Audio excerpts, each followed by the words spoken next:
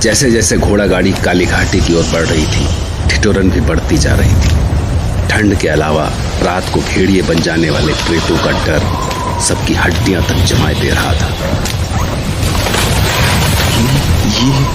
ये आवाज कैसी है? शायद उधर पहाड़ियों के पार तूफान आया है, जल्दी इधर भी आएगा। हाँ, अरे जल्दी चलो।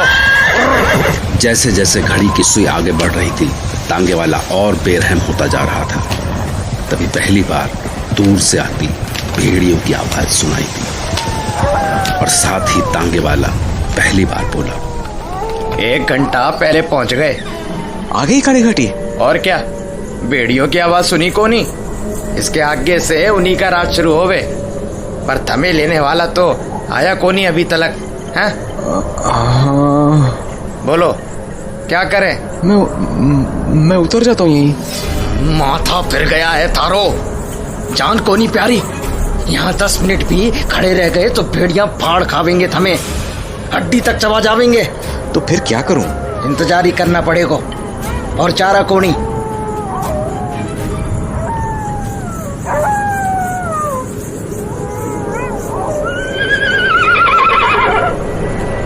अरे ये तुम्हारे घोड़े को क्या हुआ? ये शाही बग्गी आ गई।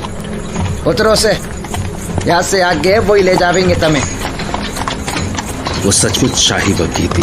रंगीन कांच की खिड़कियां सुंदर पर्दों से ढकी हुई थी। उसके सामने एक ऊंची सी सीट पर बग्गी वाला सवार था और उसके सामने 4 शानदार 8 फीट ऊंचे चमकते काले घोड़े। एक ही पल में रणविजय का डर भाप बनकर उड़ गया। बग्घी देखकर ही लग रहा था कि उसका क्लाइंट उसकी अच्छी खातिर करने वाला था। जैसे ही बग्घी पास पहुंची, बग्घी वाला बोला, क्या भाई, आज तो कुछ जल्दी आ गए तुम। क्या करते, घनी जल्दी थी थारे मेहमानों को। मैंने कब कहा इससे कि मुझे जल्दी पहुंचाना है? कुछ भी बके जा रहा है। बग्घी वाला आगे बढ़ा और बड़े अदब से रणविजय के सामने झुक गया। हमारे साथ चलो।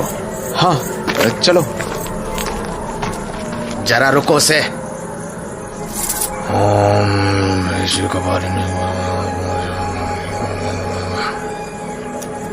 ये मंत्र सारी रक्षा करेगा, अपना ख्याल रखना से। और हाँ, कुछ भी हो जावे, इस ताबीज को खुद से अलग को नहीं करना। हाँ, कुछ भी हो जाए इससे क्या मतलब है इसका? दिमाग चकरा देने वाले सवालों में उलझा रणविजय उस शानदार बग्घी की ओर बढ़ा ही था कि बग्घी वाले ने उसका हाथ पकड़कर उसे चढ़ने के लिए सहारा दिया। बड़े बड़े पंजों वाली उसकी पकड़ इतनी सख्त थी कि रणविजय की आह निकलने को हुई। अजीब सा था वो। कंधों पर काला सा चोगा डाले, काली पगड़ी और उसके नीचे से झांकती उसकी लाल लाल आंखें। जब वो बोलने के लिए मुंह खोलता था तो उसके नुकीले दांत चांदनी में भी चमक उठते थे।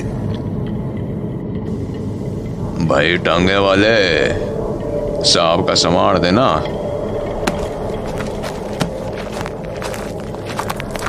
बग्घी वाले ने रणविजय का बैग लिया और अंदर उसके पैरों के पास डाल दिया। बग्घी अंदर से शानदार थी। नर्म गद्दीदार सीट्स और मखमली पर्दों के अलावा पैरों के नीचे बिछी मोटी कालीन। मालिक तेरा ख्याल रखने को बोले आप खास मेहमान उनके। सर्दी बहुत है, जरोखे के नीचे बिलायती दारू है, 2 घूंट लगा लो, ठंडी भाग जाएगी। रणविजय ने खुद को सीट पर जमा कर कंबल लपेटा ही था कि तभी चाबुक की आवाज सुनाई दी और बग्घी हवा से बातें करने लगी।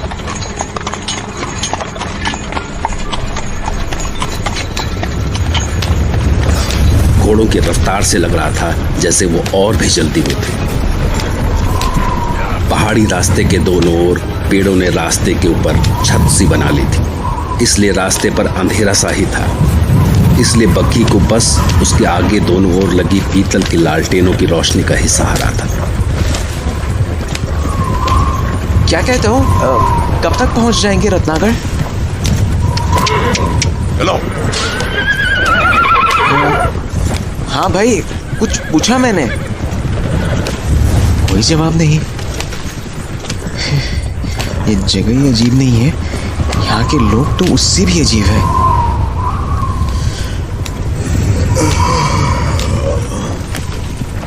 उस ठिठुरन और डर के बाद भी जाने कैसे रणविजय को नींद आ गई या शायद बेहोशी।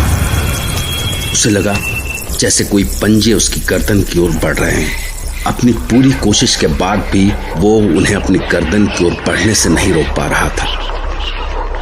ऐसा लगा जैसे छोटा सा बकरी का बच्चा बाघ को रोकने की कोशिश कर रहा है। अगले ही पल वो पंजे उसकी गर्दन पर थे। जैसे जैसे पंजों की पकड़ मजबूत होती जा रही थी, उसका दम घुटता जा रहा था। सांस रुकने से उसकी आंखें बाहर निकल आने को थीं। तभी उसे बग्घी की खिड़कियों से छन कर आती चांदनी में बग्घी वाले का लंबा, सूखा और पथरीला सा चेहरा दिखा, और गड्ढों में से झांकती उसकी एक जोड़ी लाल आंखें। वो जोर से चीख पड़ा।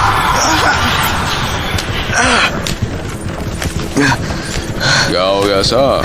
कोई अंदर आ गया क्या? नहीं, कोई सपना था शायद। सपना था शायद। हाँ।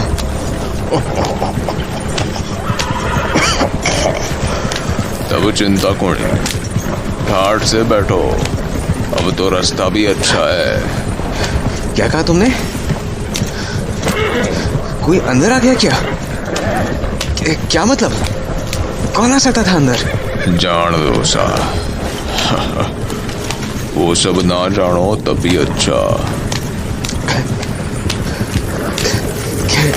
क्या बक रहा है ये? कोई क्या ना जानो? कौन आ सकता है गाड़ी के अंदर? कहीं वो। रणविजय बग्घी के अंदर किसी के घुस आने के ख्याल से ही इतना डर गया था कि वो उसे ढूंढने लगा। सीट के नीचे, पर्दे के पीछे, जहां भी ढूंढ सकता था ढूंढने लगा। कहाँ है?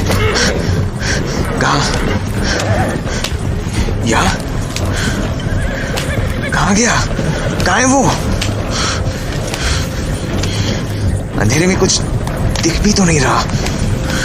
या शायद आया ही ना हो अंदर।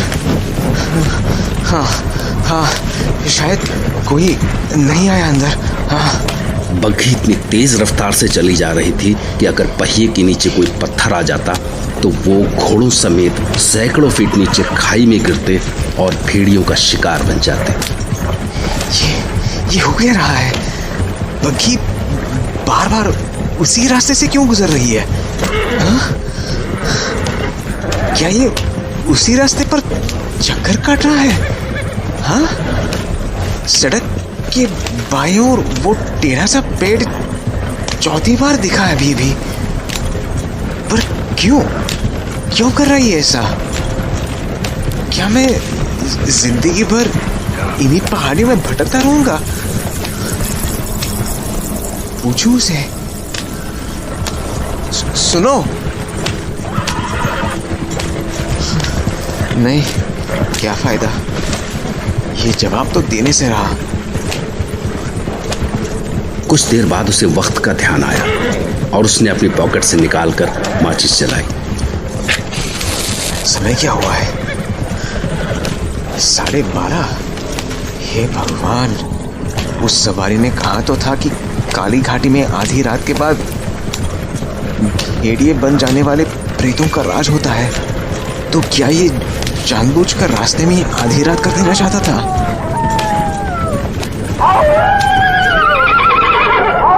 अरे क्या हुआ भाया? ये तो इनका रोज का है, ये तमें खावे कोनी। चलो बच्चों, चलो चलो। बग्घी इतनी तेज भागी जा रही थी कि रणविजय को उसकी सीट के आसपास जो कुछ मिला उसने उसे कस कर जकड़ लिया। अरे क्या हुआ इन घोड़ों को?